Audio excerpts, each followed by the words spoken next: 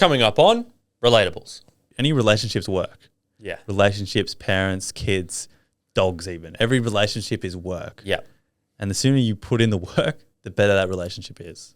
Facts, bro. Jake and Artie, the Relatables party.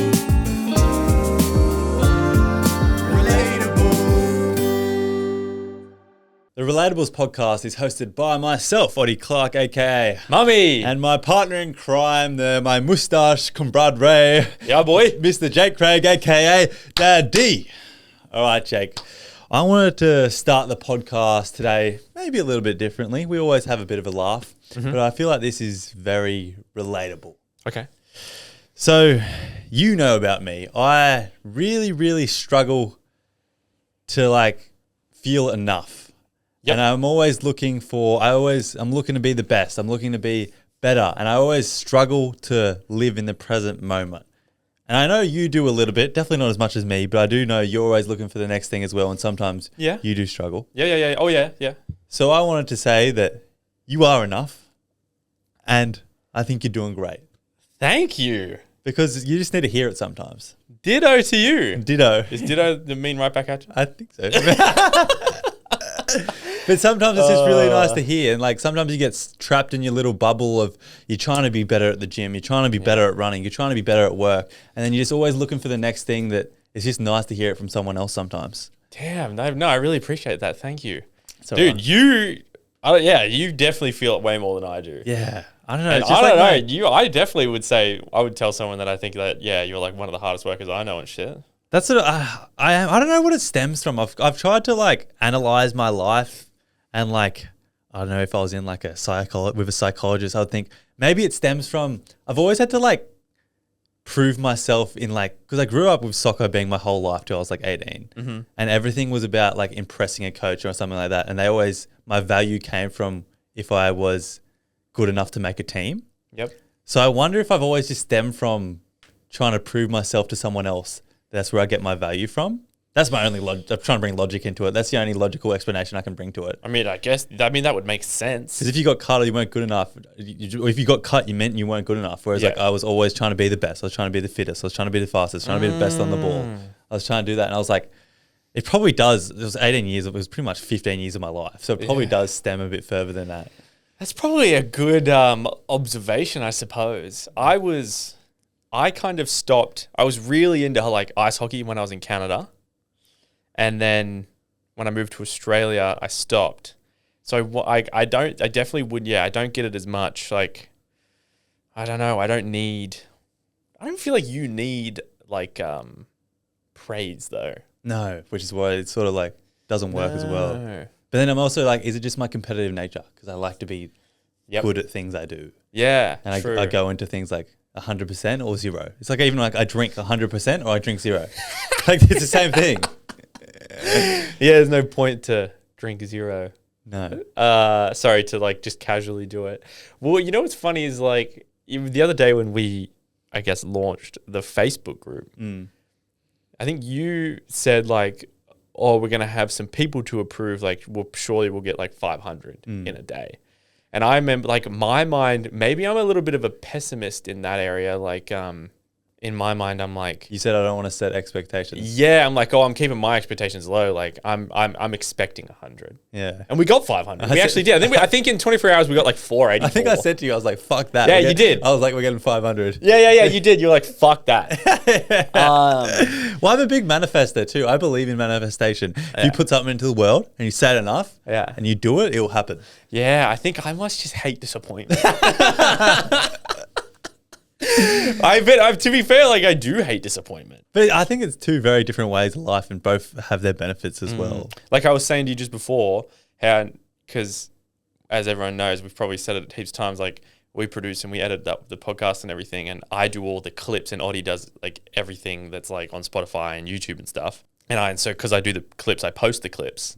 And when I post them on TikTok for the last 3 weeks, I have not seen a single view. So I don't know what views our videos are doing, which is probably a bad thing because it's I need to know maybe like, oh, this editing isn't really doing it for us right now. But like, or this content didn't hit. We won't do that again. Or yeah, like this isn't really doing it for us. But at the same time, I've just been so much more like, because I would always check the views of a video, I guess 24 hours. Like I'll post one, go off my phone, go on TikTok, whatever, blah, blah, blah. And then the next way when I post the next video is when I see the views of the video the day before. And if it's done shit, I'm like, huh. But that's sort of like similar, taking a broad spectrum. We're obviously analyzing our podcast, but like boys and girls, especially on social media, will see a girl who's got millions or hundreds of thousands of followers post a bikini picture and think, fuck, why don't I like that? And we're sort of the same with our views. Yeah. It's the same thing. And it's just like, I don't know, sometimes you just got to hear, bringing it back round circle, like, you are enough. Yeah. Anyone listening, you are enough. And like, it's completely normal to not be the best at everything, not be the fittest, not be the sexiest, not be the fucking smartest. It's completely like every single human in the world is like that. Yeah. Yeah. And it's okay just to be normal, which like sometimes I struggle to accept. Yeah. And just to live the normal life. I hear you. The thing about the people seeing like, say like a young girl sees a girl that's like an influencer on the internet.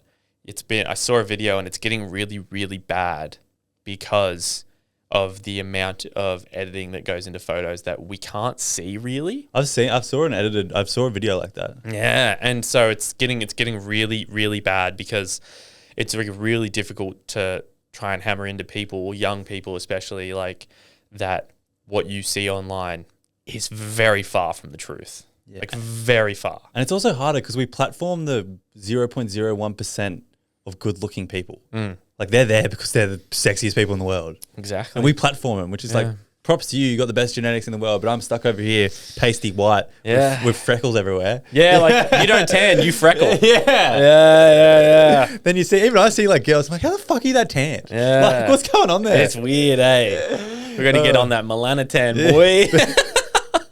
But you also always see like the thing you're self-conscious about. Yep. Like I immediately see someone's skin color, where I'm sure a lot of people will see people's weight. Like their tone of, or dudes will see guys' muscle sizes. Yep. If they're insecure about that. I bet you some people see height if they're fucking short. Like they see a guy like, fuck, he's tall. I wish I was that tall. 6 foot over. It's the brain. I saw a statistic, and the brain has like 60,000 thoughts a day, and like 45,000 of them are negative. So over half. See, our brain's always just like trying to make us feel bad about ourselves. What? Yeah. That's crazy. Holy shit. Lovely listener sent us that, but sorry, I can't remember your name. Oh, well, I saw a thing of a podcast clip where someone said, like, the voice you hear 99% of the time is your own, so make it nice. Yeah, that's true. Yeah. And it's kind of stuck with me since, you know?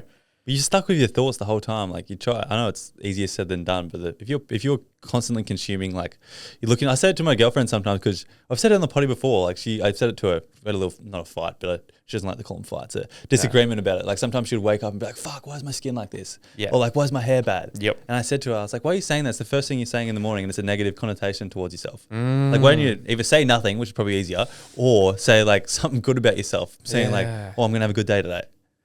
Like just simple things like that. You don't know how much it affects you. Yeah, dude, it's hard. And it's I like even, and I'm guilty too. Not yeah, just like I get up and I look at like, we joke about my hairline, and like my hair's long enough and thick enough to like cover it, and it's like honestly, like I've seen worse. Yeah, but I still am like I've seen worse. Like I don't think I'm an ugly dude, right? But for some reason, the thing I focus on most is like, I got to make that bag so I can go to Turkey and get this shit fixed, bro. Like, oh, that's a tax write-off. I'm pretty sure it's only like, isn't it like 15K? I think it's less. I think Turkey is like, has made it. If you want to do it, you less. can put it on the business, man. I'm happy to make a video out of it. I'll come and record I it. actually saw that podcast, We Got the Chocolates. Yeah. An Australian company reached out to them and they made a video for this Australian company and they did it. But the thing is, you'd have to wear a hat for like 6 months on the pod. You reckon? Your hairline is literally like red and fucked. Yeah, right. For so long. And then you have these little baby hairs like babies get. I'll wear like a bandana just because like I feel like a hat will like Durag. I mean, was that what it's called? Because I feel like a hat will like fuck it.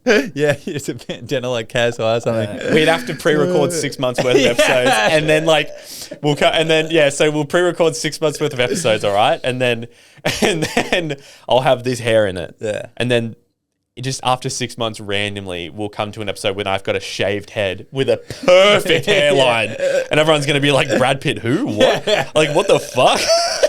Because the amount of thoughts I have of like, I just want to fucking shave my head. Because I didn't realize how much you thought about this. I think about it all the time. Oh, Like, I thought you didn't care that much. Cause like, it's like, can you show us? I just like don't want to. I got it from my dad. I think it's called a widow's peak. Like, I got it from my dad. Yeah. And I would Wait, love your a dad's buzz pretty cut. bald, eh? Oh yeah. Oh yeah. Like he's to the point where it's like, just shave it. Yeah. When did he start listening? Oh God, I 24. think I 24. think, like, there's a photo of him when he's about 21 and he looks like me, so pretty soon. But I reckon. I'm glad you bagged Beth before you lost your hair. So I'm thinking, yeah, you got to keep her now. I would have anyway. But what I was gonna say, like if it's a windy day and I forget to wear a hat.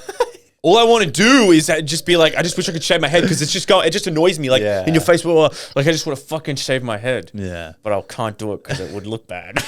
Stop being self-conscious, mate, because you are enough and everyone listening is enough. Yes. All your imperfections are enough. Yeah, love yourself, girl and boy.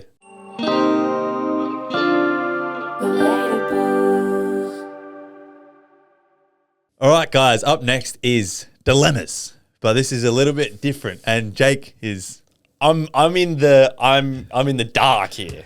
for no reason in particular, just that I wanted your blind reaction, really. But I think on Patreon, this isn't a plug for Patreon, but if you want to go listen, obviously do it.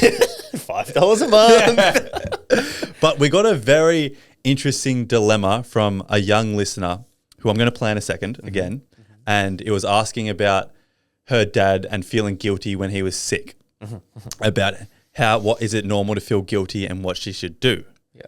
And at the end, we gave some advice, and I thought our advice was okay. But at the end, we said, why don't you go and talk to your dad and ask for his opinion? Yeah. And that's what I did. Oh. So I've mic'd my dad up, and I've got his opinion on the dilemma and his just overall opinion on what it's like. So for anyone who doesn't know, my dad was diagnosed with prostate cancer like 2 years ago. And this dilemma is sort of working around that. It's a similar thing, but not really, different health issues. But so let's play the dilemma first, talk about it a little bit, then I'll play my dad's answer. Fuck yeah, dude, I'm keen. Wow. So this is the dilemma from Patreon. Not a relationship dilemma. Hi boys, absolutely love the pod. It's the only one I listen to. My dilemma is something I was hoping you could help me out with. I thought Oddie specifically might have some insights for me. My dad has always been a bit older. He's 63 and I'm 21. My dad's 63 and I'm 24, pretty close. Oh shit. And has struggled with health issues my entire life. Severe arthritis being the main issue, causing him to have a lot of pain in his joints, but unfortunately cannot get the medication to help him due to the condition of his heart, which has impacted his ability to stay in shape as such, and he has been overweight my whole life. When I was 15, he had a quadruple bypass surgery and survived, but at the time the doctors and my parents were keeping my expectations low. My dad had mentioned to me before that he knows he won't live any older than, say, 85 plus. And over the last year, I felt overwhelming fear about him dying. I love my dad with my whole heart and has been my rock and my advocate through the hardest times. I don't know how to shake this fear of how to stop feeling guilty when I go on holidays with my friends or hang out with my boyfriend. I lost a good friend when I was 12, which I think has exacerbated this fear of losing my dad. I'm not sure what to do. I think it's just my anxiety and overthinking, but I wanted some outside opinions because I'm scared if I tell someone about this, they'll think I'm crazy. Thanks for your help in advance. Keep up the good work. P.S. I started crying whilst writing this because it's the first time I've written this out.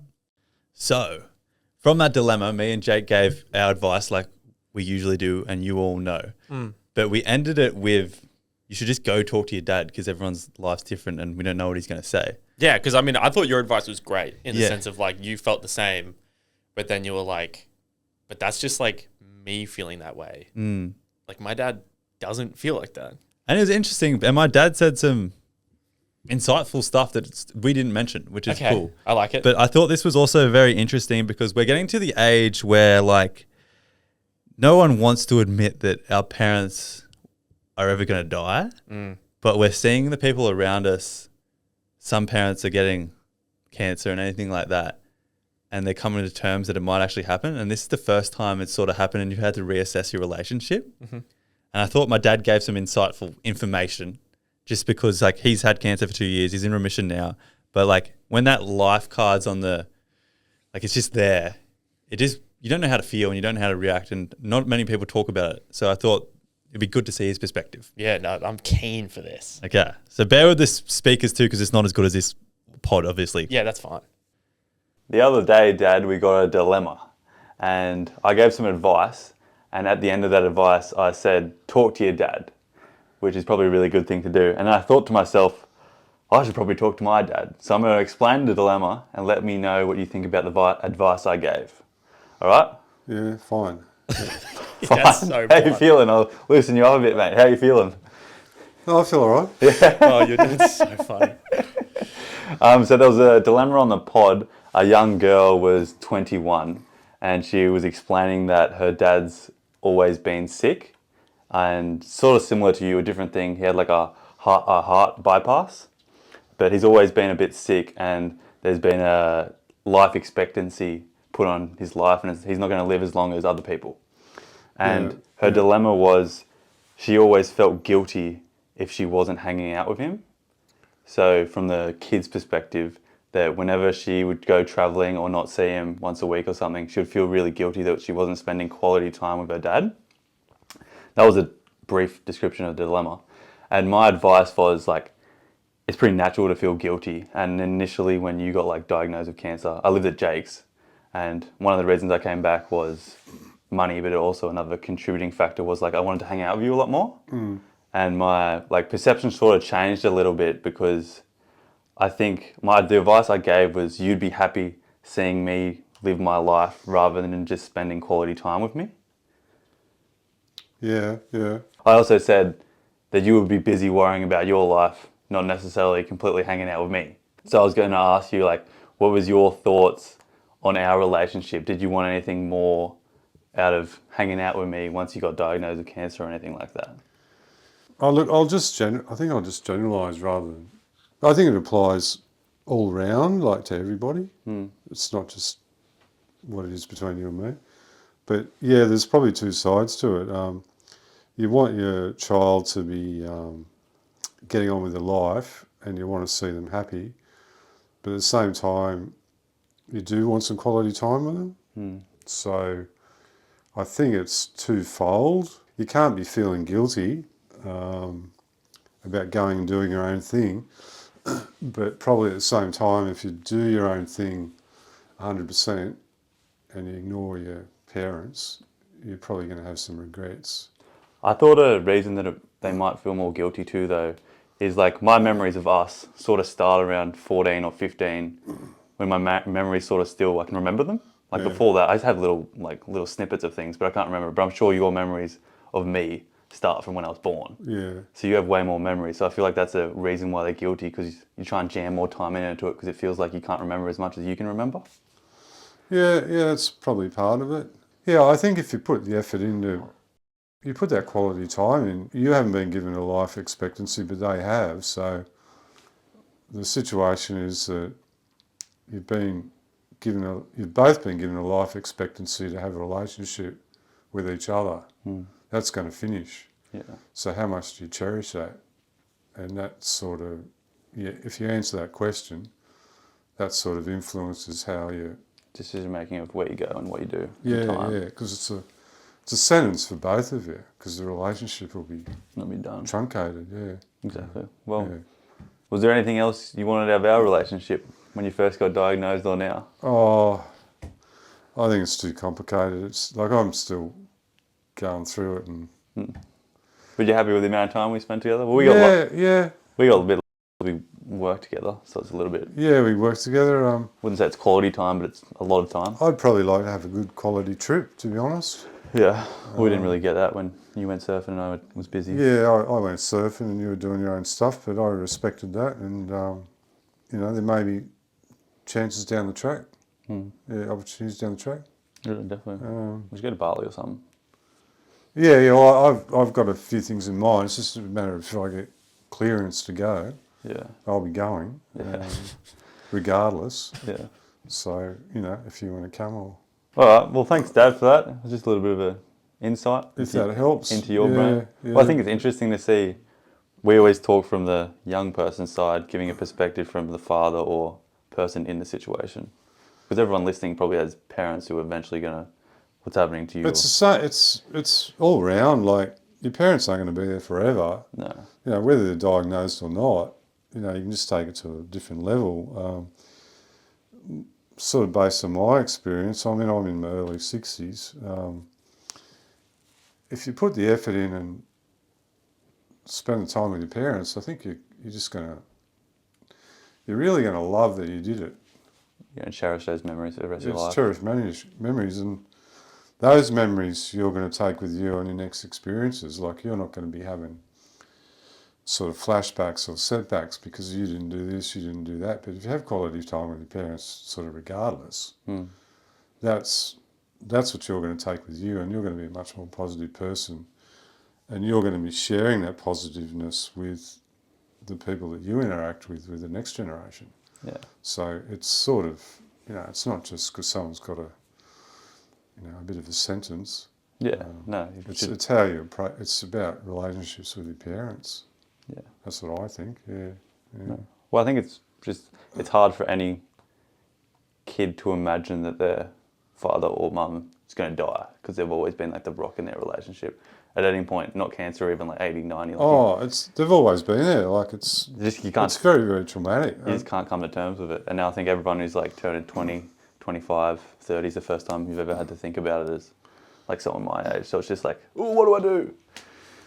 So I reckon just spend the time with them. I think that's the message, whether your parents are diagnosed or not, we're all going down the same path. We're not going to be here forever. So spend the time with them. Put the effort in, and you get that back with how you feel, and then that's part of your persona that you present to your kids, your friends, exactly. Yeah. And that's probably That's a good message to leave it on, Dad. Is that? Yeah. That's what I would say. I like it. Thanks for coming on, Dad. Cool. No worries. I'm going surfing to Java if you want to come, by the way. If I get clearance. Yeah, I'm there. See you, Mick. You know what's that? I like a few things he said there was sick. Yeah. One of them was that it's not just a sentence for your parent, it's a sentence for you as well. For your relationship together. Because they're gone and you don't have a relationship with them. It's one thing. It was good I had that. It was a little bit like... Was it a confronting chat? A little bit. It was just like a little bit awkward. I also was recording it. Yeah. But yeah. It was just weird to sit down and talk to my dad about his and my feelings, because like a son and a father don't really do that. No. I no, you're right. They don't. And although it's a terrible thing that happened to dad with cancer, like one benefit that's come out of it is probably our relationship and bonds got a little bit tighter. Stronger, yeah. And stronger. But I thought it was a great takeaway message was like, no matter if your parents are sick or not, I feel like we do take them for granted. Mm-hmm.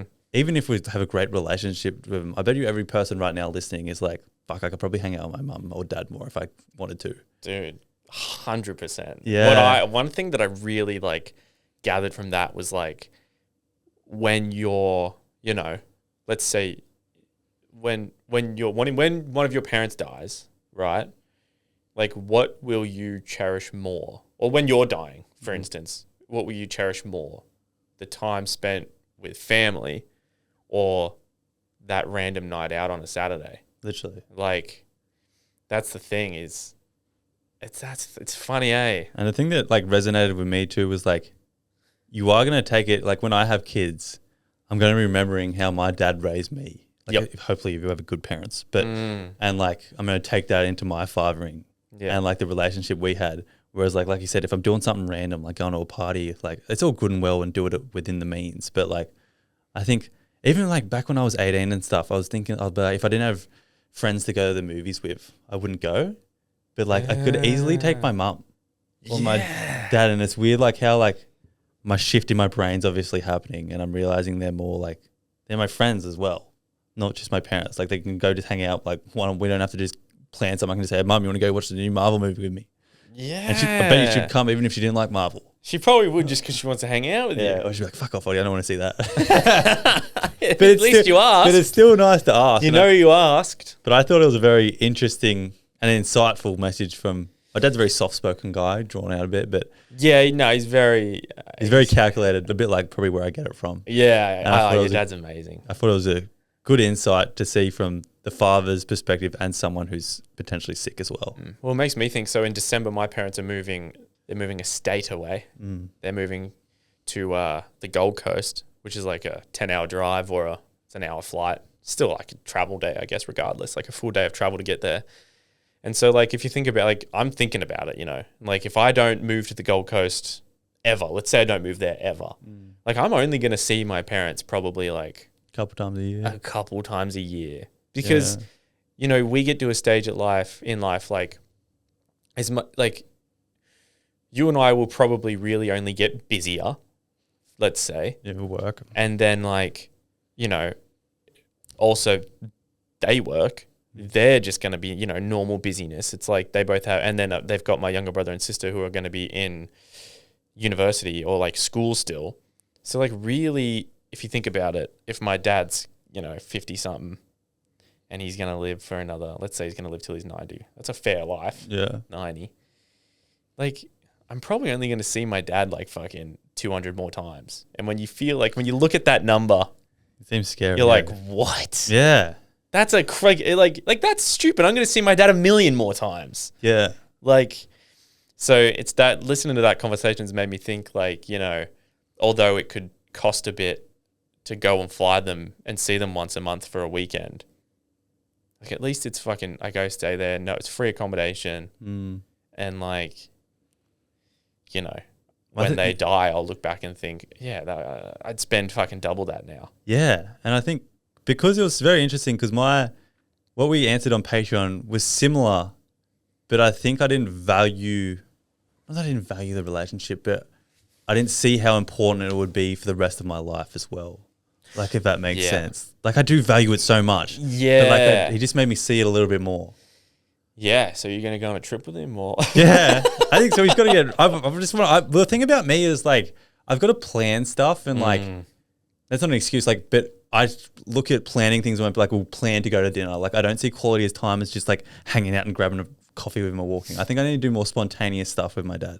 Well, yeah. Like just going for a walk. If he's like watering the plants that are around the house or something, takes him fucking 45 minutes. I'll just go out and talk to him. Yeah, just do it with him. Yeah, something like that. Not like necessarily, because my thing's always been planning with my parents. Whereas You eat dinner with him?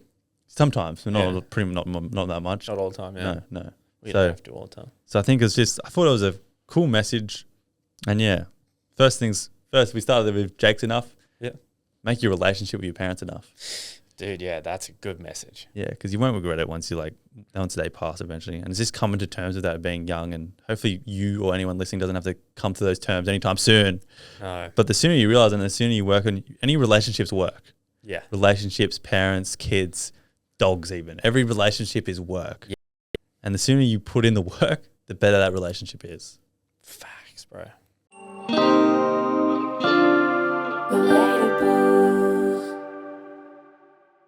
Going off you saying relationships are work, Oddie, I have I found this thread, I guess. It's like it was on TikTok and it was titled "Things That Are Normal in a Relationship But Nobody Talks About It." And I mean, I really liked it. That's interesting. I don't know what's going to be in there. Yeah, I just thought like fucking facts, bro. So the things that are normal in a relationship but nobody talks about is that your partner will not meet all your needs. They won't. Hey, you have to like sacrifice a little bit. Yeah, and it says underneath, they must meet your deal-breaking needs and emotional/physical needs. Sorry, safety needs or whatever. But all the secondary and tertiary needs of being a human cannot be met by one person. That's why it's important to invest in friendships, hobbies, and an identity outside of your relationship.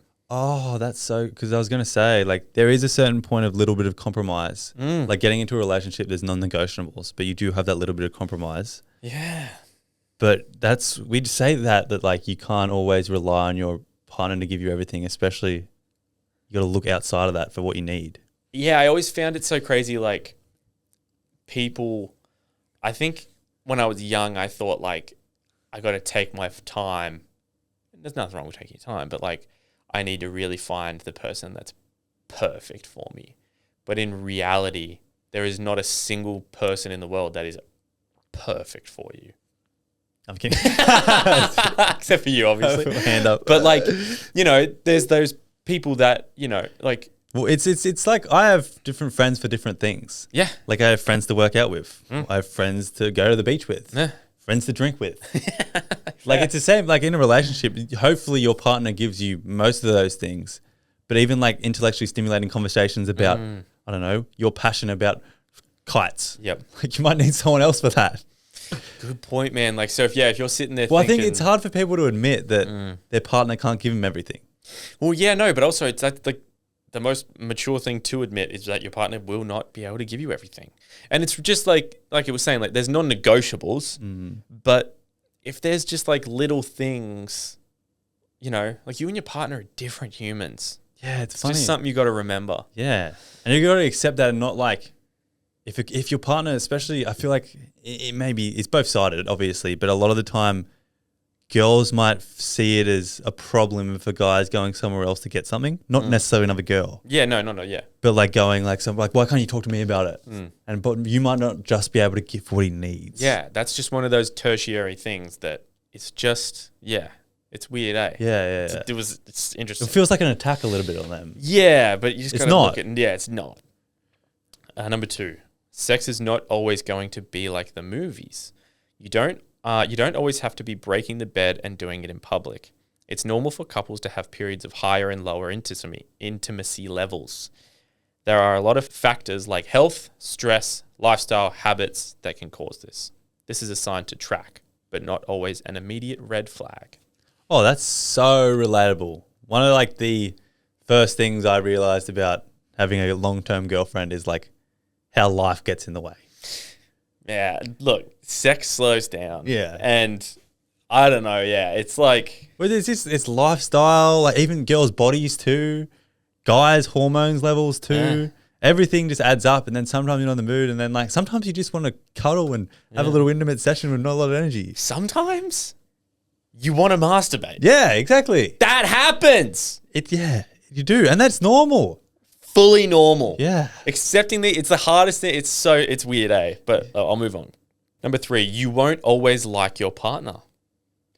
Relationships go through seasons and can have ups and downs. There may be some critical issues you differ on.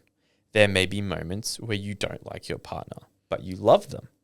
Learning to self-regulate, self-soothe, and communicate in a constructive way is necessary to ride this out.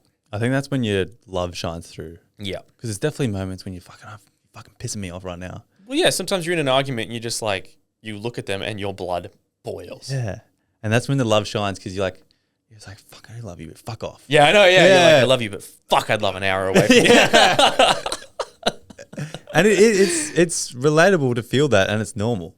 Like you said, you're not going to have someone who's perfect in front of you. But it's la-di-da-di-da, rainbow sunshine. Not- You get along. It's not possible. No, it's and not. you're not perfect for them. Yeah, exactly. I bet you piss them off more than Yeah. they piss off you. You've got to remember, yeah, if And they if your- regulate it better. yeah, if your partner's pissing you off, you have to remember that you also piss them off. Yeah. Yeah. All right.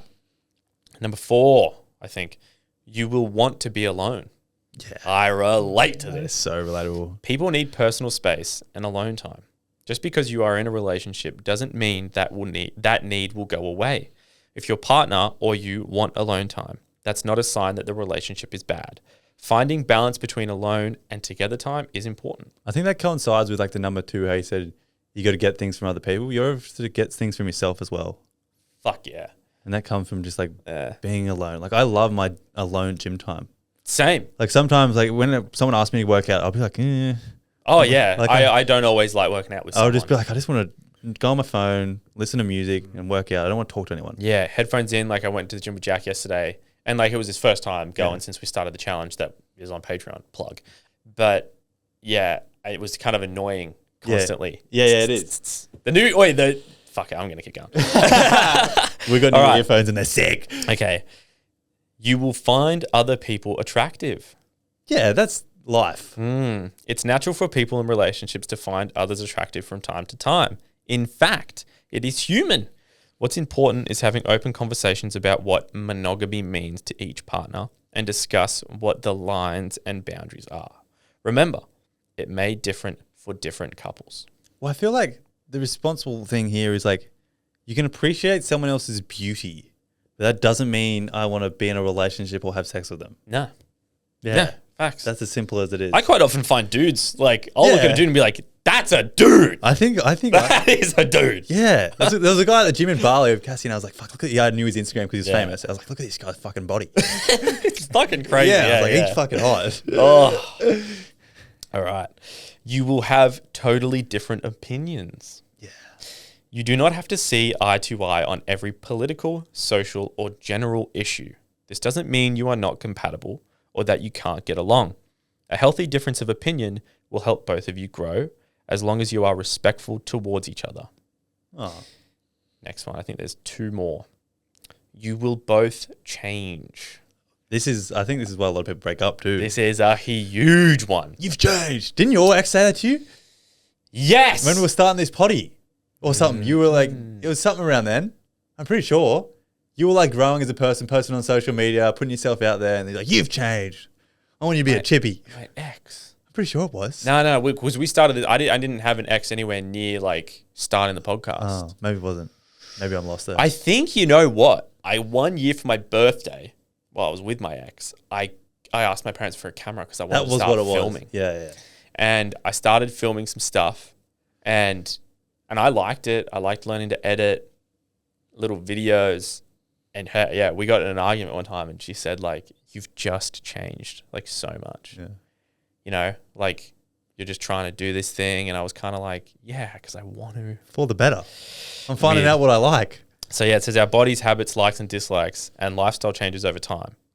You and your partner will go through emotional fluctuations. Your hobbies and interests will change. You can keep your bond strong by finding continuous overlap between your changes and their changes. Okay, this one I think is a huge one. Last one's a huge one. You won't love each other's families. You don't have to be besties with their siblings or parents and vice versa. These relationships are nuanced and come with a lot of emotional inheritance. It is important to be respectful, warm, and caring without overstepping your own or their boundaries. I saw this it was a trend on TikTok going through, and it was like people setting their boundaries for each other's parents. Mm-hmm.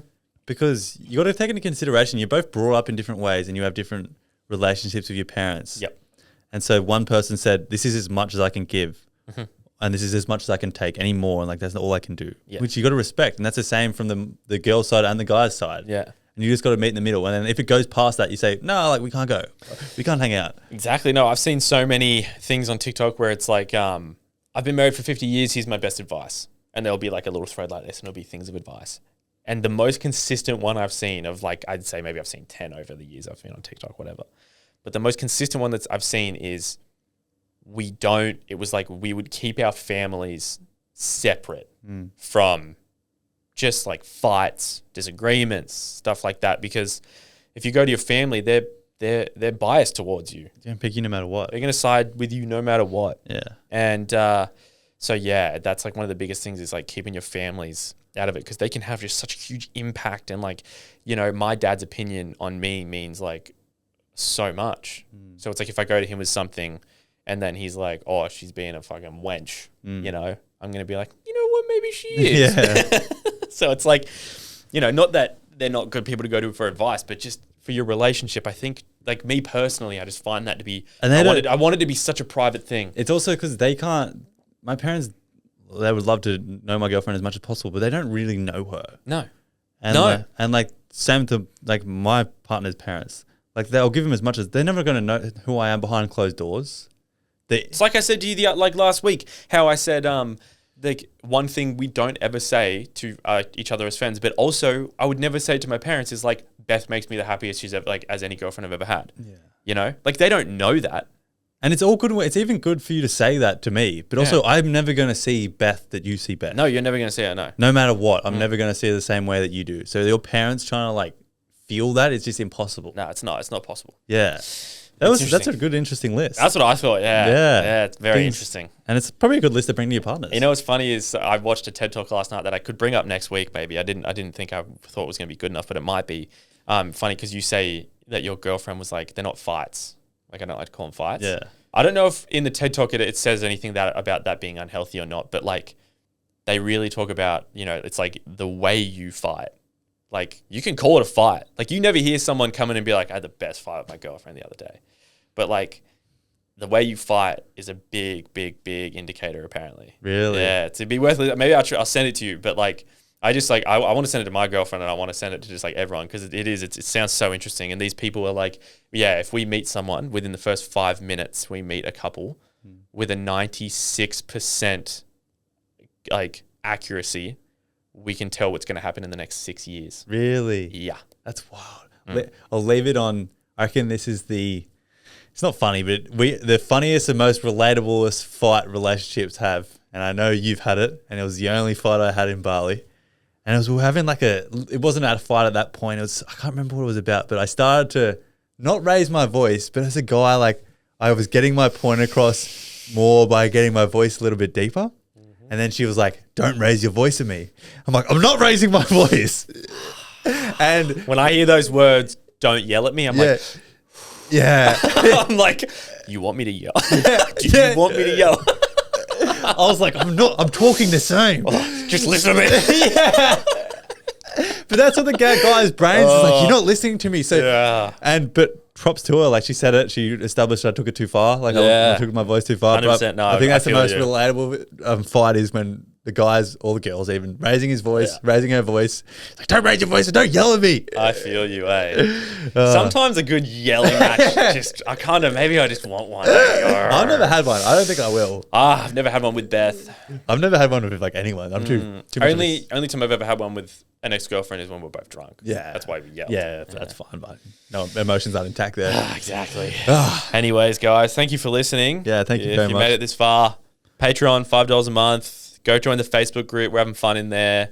And yeah, 5 stars. We'll see you on Friday. Hope you like the new little content change. Yeah, let us know in the Facebook group. Yeah. It's literally like we will 100% see it. Yeah. So yeah, we're doing it for you. Hopefully it's engaging, slow, intellectual, ticking all the boxes so you get a good listen. We love you. Bye.